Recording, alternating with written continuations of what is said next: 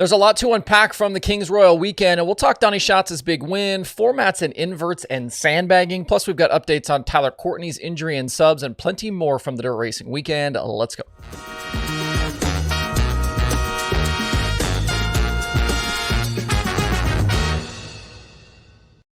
It's Monday, July 17th. I'm Justin Fiedler. This is Dirt Tracker Daily.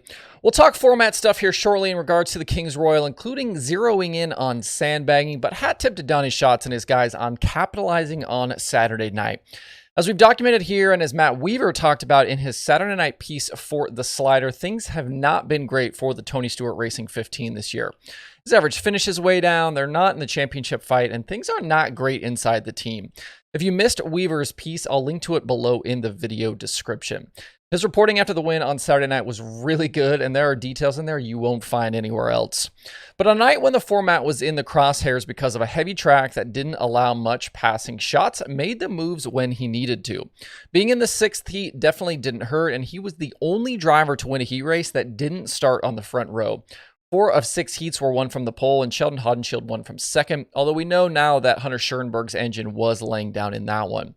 That third to first charge in the heat put Schatz on the front row of the Kings Royal feature, and he never relinquished that top spot through the 40 laps, multiple restarts, and the fuel stop. It was a confidence boost that team needed in the midst of all their struggles. Things did get better, though, in terms of track conditions by feature time. We had Cy Lynch go 23rd to 13th, Sam Hafertepe 24th to 11th, Carson Macedo 21st to 9th, Rico was hard charger at 20th to 6th, Kyle Larson was 15th to 5th, and Brett Marks 11th to 2nd. There was just nothing anybody could do about Schatz out front in the clean air. Everybody's been saying that the Knoxville Nationals win in 2022 propelled the 15 to better performances through the end of the season, but really they were pretty good going into Knoxville. If that will happen this year or not after this Kings Royal win, I'm kind of skeptical. I think the win will certainly help, but there are still fundamental issues right now with that team, and I don't know that everything is magically fixed with one victory. We'll see what happens.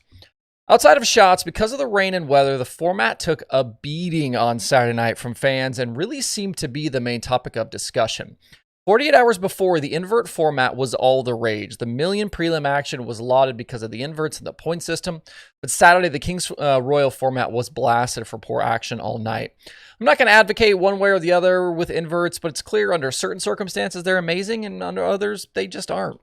What I did want to get into, though, is the Kings Royal qualifying and sandbagging. It's been talked about for years, and when drivers know ahead of time what the inversion bubble is, the thought is that guys will drag their feet in qualifying to get themselves a better heat race starting position. On Saturday night, that meant that positions 31st to 36th in time trials would be the heat race pole sitters. That ended up being Aaron Reitzel, Parker Price-Miller, Hunter Schoenberg, David Gravel, Lance DeWeese, and Kerry Madsen. I think under normal circumstances, most of those names wouldn't necessarily surprise you down there in qualifying. I think that is, except for David Gravel. He's one of the most prolific time trialers the Outlaws have probably ever seen. He was quick time in his group back to Wednesday and was 4th in his group on Friday. Suddenly, though, he was down in 33rd, and it drew the attention of some on social media, including Brad Doty. For some context, the entire 61-car field was separated by less than a second in qualifying. If you want to pare that down even more, only about half a second separated the top 57 cars. It was super tight through the field. Peck was quick time at 12.827, and Gravel was 33rd at 13.074. It's only 2.5 tenths difference, which doesn't seem super suspicious, but Gravel didn't help his own cause. Later, Matt Weaver posted a video with Gravel where he asked about the lap and if it was luck or skill. With a wry smile, Gravel said, quote, "I'm just running a line and had a good lap. Perfect." If he was indeed sandbagging, he was one of the few who could really make it work going out late in the session. If you go out early on, there's really no way to know what the lap time you'll need, what that will end up being to get into the spot you want to get into. I know some look at sandbagging poorly, like it's cheating, but I feel like it's hard to fault the teams for trying to work the format to their advantage, if it's possible. I think for most instances, it's probably not super possible to sandbag, but if it is, I can't fault them for it. This is, after all, a competition. In this instance, if Gravel really was able to pull it off successfully, more power to him. The ability to go just run a lap time that you choose is pretty wild. It's a massive risk to take on a night when the field is bunched so tightly together. Gravel was at 13.074, and Aaron Reitzel had the final heat race pole at 13.103. Noah Gass went 13.111, and instead of being on the pole, started Heat 1 in 7th and had to race through the night's C main. That means if Gravel misses the lap time by just about 400ths, he's buried on the night. Not saying here definitively that's what Gravel was doing, but it certainly makes you wonder. On the flip side, it didn't pay to qualify up front either. Peck and Rico were guaranteed feature starts by qualifying P1 and P2, but Logan Schuchart, Spencer Baston, Brad Sweet, and Jacob Allen were all outside looking in come the Kings Royal main event after they qualified 3rd through 6th. From what I could find, it was the first time in his full-time Outlaw career that Brad Sweet didn't start an Outlaw feature. His last DNQ was in 2013, before he was a full-time member of the series. Regardless of that, although it is notable to mention that Saturday was the largest crowd ever at Eldora. Not bad for a day affected by rain.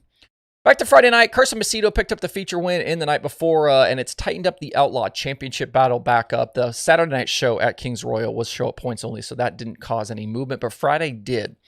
David Gravel heads to Babs on Wednesday with a 2-point lead over Sweet, with Macedo 24 back in 3rd. One news item that came out of Friday, Tyler Courtney was involved in a crash during that night before feature and has injured his back.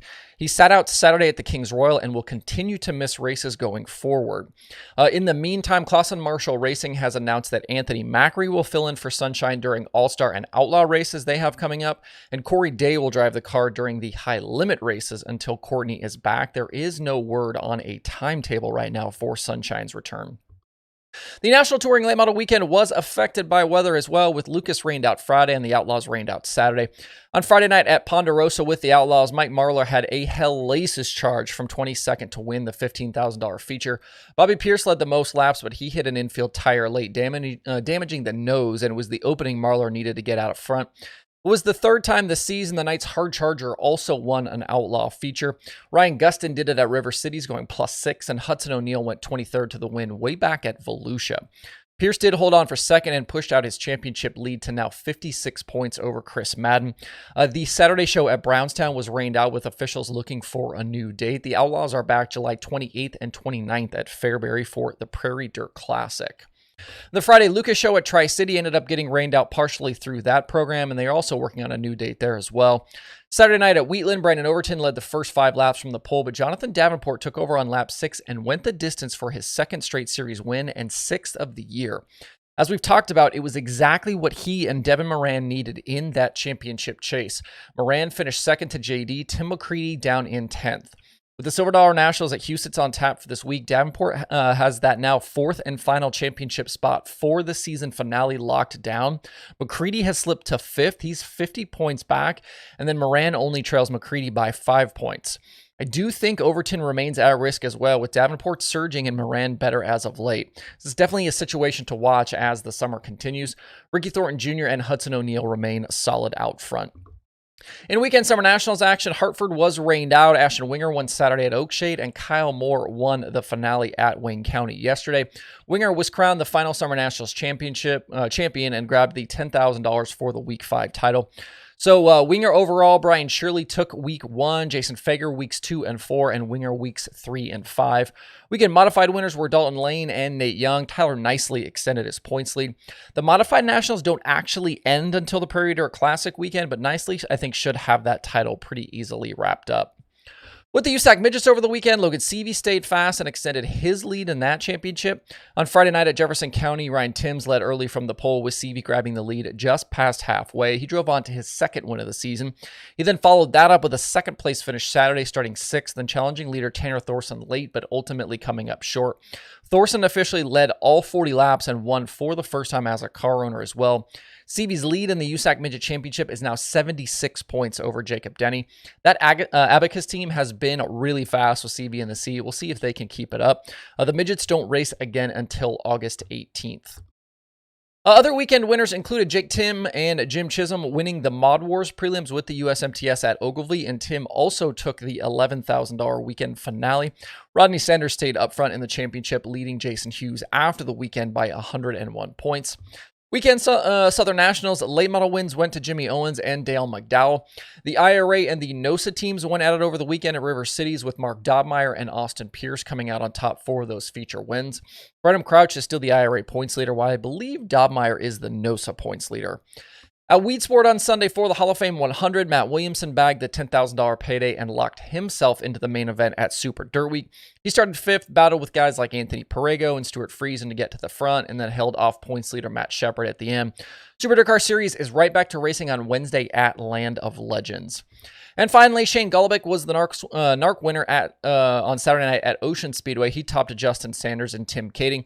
With points leader Corey Day way down in 12th, the championship battle tightened back up again with Dominic Scelzi finishing 5th. Don't worry about trying to go find the replay, though, as Ocean Speedway wouldn't allow Flow Racing to broadcast the event as part of their NARC contract. Make sure to stop by dirttracker.com/watch tonight today to see what you can watch on streaming that doesn't involve Ocean Speedway. You do have several options today, including the Short Track Super Series at Fonda. That's it for today's daily. Hope you guys have a good Monday out there. We'll see you right back here tomorrow.